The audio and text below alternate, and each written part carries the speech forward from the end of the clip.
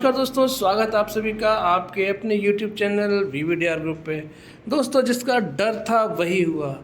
आखिर मैंने जो कल वीडियो डाली थी कि मूड माहौल इजराइल और ईरान का वॉर बिगाड़ सकती है, वही आप देखिए, वही देखने को मिला। ईरान ने इजराइल पर कर ही दिया आखिरकार अटैक। सोर्स देख सकते हैं आप यहाँ सोर्स देख सकते हैं आप, है दोस्तों NDTV। ये देखिए, आप सोर्स देखेंगे, सोर्स है आपका NDTV। और NDTV पे आप देख सकते हैं, NDTV वर्ल्ड पर, कि Israel Iran tension live updates. 99% of Iran launches intercepted, says Israeli army. Israel army ने बताया कि उसके 99% जो इस पर अटैक हुए थे उसको उन्होंने इंटरसेप्ट कर लिया है और उनको ध्वस्त कर दिया है। यानी जितने अटैक ईरान ने जो ड्रोन्स मिसाइल फायर की थी ईरान के ऊपर, उनको नेस्तनाबूद कर दिया है, यानी कि उनको इंटरसेप्ट करके मार गिराया है। आप देख सकते हैं यहाँ पर कि Iran launch more than 300 drones and missiles at Israel in an unprecedented attack late Saturday. यानी सैटरडे को देर रात से उन्होंने क्या किया, 300 ड्रोन्स और मिसाइल से अटैक कर दिया। किस पर? इजराइल पर। और आप देख सकते हैं कि इजराइल कॉन्फ्लिक्ट, या देखिए आप पूरी तरह से देख सकते हैं, Iran Israel conflict live. Iran launched more than 300 drones and missiles at Israel. उनका जो IDF है, यानी कि जो उनका इजराइल का डिफेंस सिस्टम है, उसने कम से कम 99% जो ड्रोन्स और मिसाइल थे उनको इंटरसेप्ट करके मार गिरा दिया गया है। अब यहाँ देख सकते हैं आप पूरी तरह से कि Iran lost more than 300 drones and missile Israel in an unprecedented attack late Saturday, the Israel army announce. Israel army ने यह बताया है कि उस पर 300 से ज़्यादा, लगभग 300 अटैक उन पर किए गए। In major escalation of the long running covert war between the regional force. Israel military spokesperson rear admiral Daniel Hagari said that 99% जितने भी जो उनके ड्रोन्स और मिसाइल उन पर गिराए गए थे वो उनको मार गिराया गया है। ये देख सकते हैं आप, while 170 drones and 30 cruise missiles were shot down, उनको मार गिरा दिया गया है। 170 और 30 क्रूज मिसाइल को मार गिरा दिया गया है। Few of 110 ballistic missile did get through, उसमें से कुछ एक ही जो मिसाइल थी जिन्होंने जो इजराइल पर गिरी और जिसकी वजह से 12 लोग वहाँ पर इंजर्ड हो गए। 170 drones, 120 missile, ballistic missile Israeli shares break down of the Iran attack. तो ये मैंने आपको बता ही दिया है। आप यहाँ देख सकते हैं क्लियरली कि जो अटैक है वो इजराइल ने कर दिया है, और इजराइल का अटैक जो हुआ है उससे दोस्तों शेयर मार्केट पर फ़र्क पड़ना लाजमी है। इसका मैं आपको बताऊँगा, अभी वीडियो के अंत में बताऊंगा कि क्या फ़र्क पड़ सकता है और क्या फ़र्क अभी पड़ा है, क्योंकि बाकी के शेयर मार्केट तो अभी बंद है। सिर्फ एक मार्केट सैटरडे संडे को भी ओपन रहता है। तो अब जो कंसर्न है कि जो इजराइल और ईरान है, इजराइल और ईरान में आप देख सकते हैं कि अटैक हुआ है, लेकिन हम तो इंडिया में बैठे हैं, तो इससे हमारे मार्केट पे क्या फ़र्क पड़ना चाहिए। तो वैसे तो हमारे दोनों ही दोस्त हैं, इजराइल और ईरान हमारे दोनों दोस्त हैं, लेकिन दोस्तों जब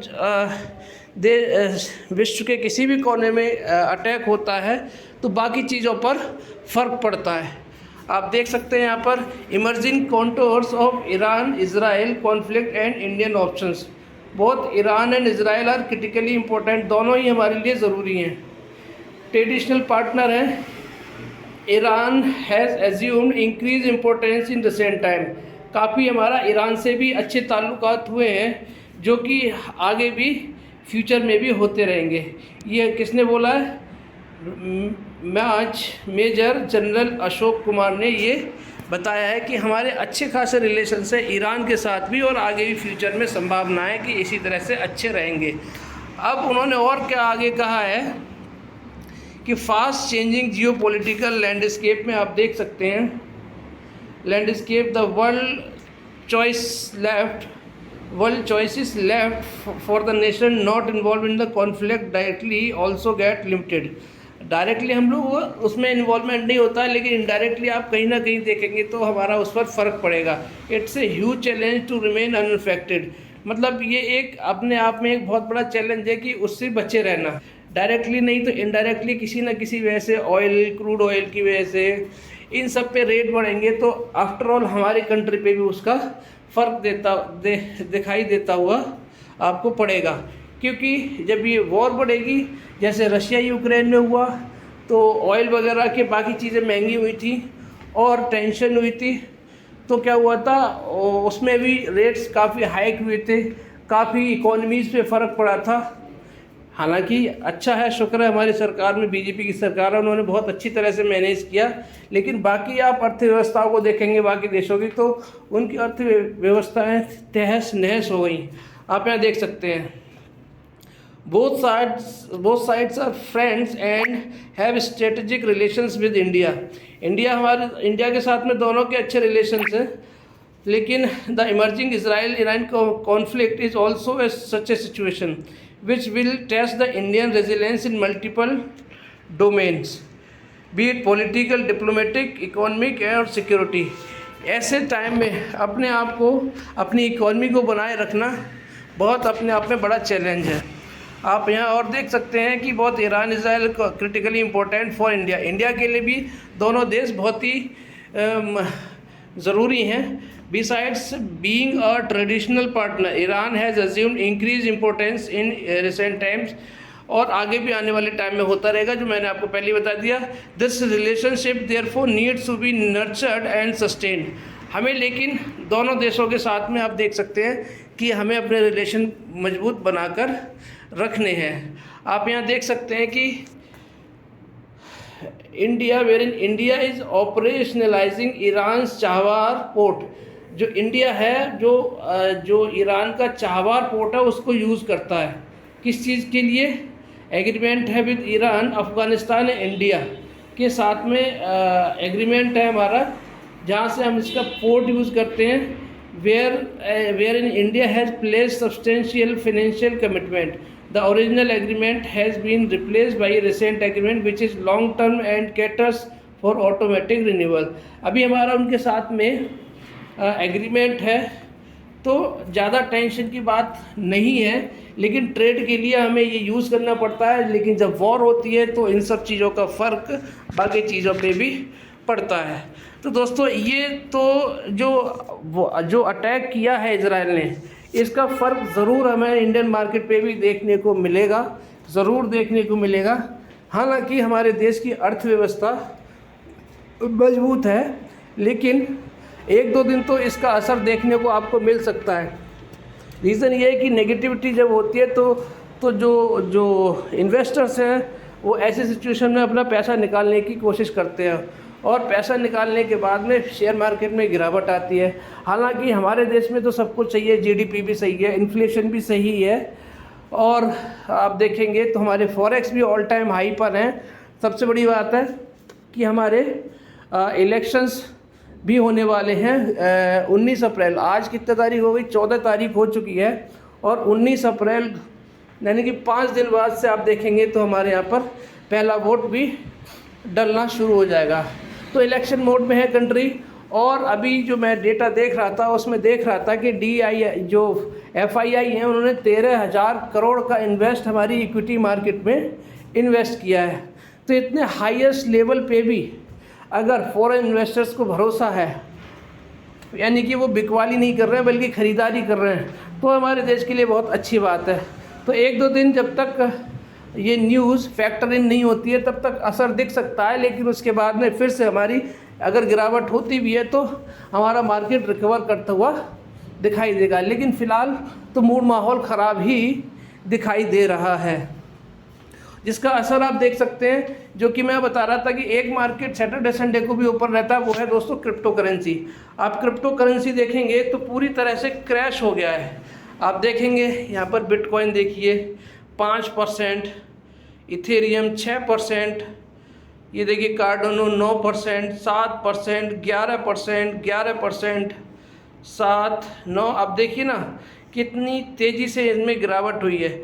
मतलब क्रिप्टो मार्केट तो पूरी तरह से क्रैश हो गया। 12%, इवन 20% भी बहुत सारी क्रिप्टो करेंसी यहाँ पर गिरती हुई दिखाई दी है। तो इसका असर जब इस पर पड़ रहा है तो दोस्तों बाकी मार्केट पे भी पड़ता हुआ दिखाई देगा। तो कहीं ना कहीं हमारे लिए न्यूज़ अच्छी थी। हमारी जो फॉरेक्स के डेटा बढ़कर आया था, हमारी इन्फ्लेशन रेट घटकर आए थे, लेकिन कहीं ना कहीं ये हल्का फुल्का असर हमारी मार्केट पे भी डाल सकता है। तो कॉशियस रहने की ज़रूरत है अभी शेयर मार्केट में 1-2 दिन, जब तक ये फैक्टर इन नहीं हो जाती है। क्योंकि अगर ईरान ने अटैक किया है तो इजराइल भी चुप बैठने वाला नहीं है। तो इसीलिए मैं बोल रहा हूँ कि अभी 1-2 दिन बड़े क्रिटिकल वाले हैं। अभी इधर से भी जब रिप्लाई जाएगा इजराइल की तरफ से ईरान पर अटैक का, तो और ज़्यादा हालात बिगड़ते हुए नज़र आएंगे। उधर जो अमेरिका है, जो अमेरिका और हर देश में अपनी इंटरफेरेंस बढ़ा देता है, जिसकी वजह से क्या होता है और माहौल बिगड़ता है। आप देख लीजिए रशिया और यूक्रेन को बर्बाद करके रख दिया उसने अपनी पॉलिसी की वजह से। किसको? यूक्रेन को। आज देख सकते हैं बर्बादी की कगार पे पूरी तरह से यूक्रेन आ चुका है। तो यहाँ पर भी उसका इंटरफेरेंस पूरा है। ईरान के साथ ही बहुत सारे देश बैठे हुए हैं और इजराइल के साथ में अमेरिका ऑलरेडी है, उसने अपने वॉरशिप भी भेज दिए हैं। तो टेंशन तो बड़ी है। इस टेंशन का कुछ ना कुछ असर तो हमारी इंडियन मार्केट पे भी देखने को मिलेगा। क्रूड ऑयल बढ़ता हुआ दिखाई देगा। तो ये सब चीज़ें हैं नेगेटिवली अफेक्ट कर सकती हैं, लेकिन लॉन्ग टर्म में हम देखेंगे तो हमारी मार्केट में कोई कमी नहीं है दोस्तों। और अगर गिरावट आती भी है तो एक मौका होगा और उस मौके में ख़रीदारी के मौके बन सकते हैं, क्योंकि हमारा इलेक्शन भी है। मार्केट बाउंस बैक भी करेगा अगर गिरावट होगी तो। कुछ भी नेगेटिव नहीं है, सिर्फ एक इसी न्यूज़ की वजह से, हमारी जो इसी की वजह से आप देख सकते हैं हमारा जो करेंसी है उसने भी ऑल टाइम लो बनाने के करीब ही है। और अगर आप देखेंगे तो कमोडिटी मार्केट भी आसमान छू रहा है। ये आप देखेंगे क्रूड ऑयल, अब जब ये मार्केट खुलेगा तो हो सकता है इसमें और तेज़ी आ जाए।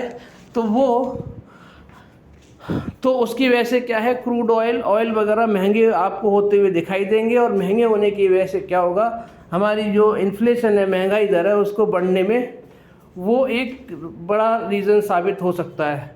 तो दोस्तों कोशिश रहिएगा, 1-2 दिन फैक्टर इन होने दीजिए इस खबर को, और जैसे ही हालात ठंडे होते हैं फिर से। लेकिन हाँ, अच्छे स्टॉक्स में इन्वेस्ट करके आप देख सकते हैं जैसे ही गिरावट हो सकती है। कल के दिन नेगेटिव का माहौल बन सकता है, लेकिन हो सकता है कि ज़्यादा बड़ी गिरावट ना हो, कि हल्की फुल्की गिरावट होने के बाद में हमारे मार्केट रिकवर कर जाएं। लेकिन मुझे ऐसा लगता है कि हल्की फुल्की गिरावट आपको देखने को ज़रूर मिल सकती है, क्योंकि चौतरफा गिरावट हो रही है।